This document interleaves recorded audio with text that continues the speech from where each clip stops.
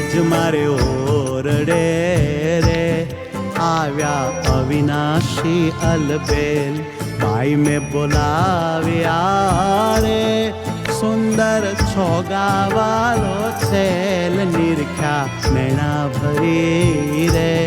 નટવર સુંદર શ્રી ઘનશ્યામ શોભાશી કહો રે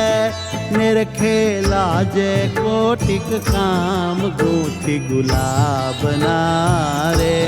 કંઠે આરોપ્યા મેં હાર લઈને વારણા રે ચરણે લાગે વારંવાર આટો મેં તો આદરે રે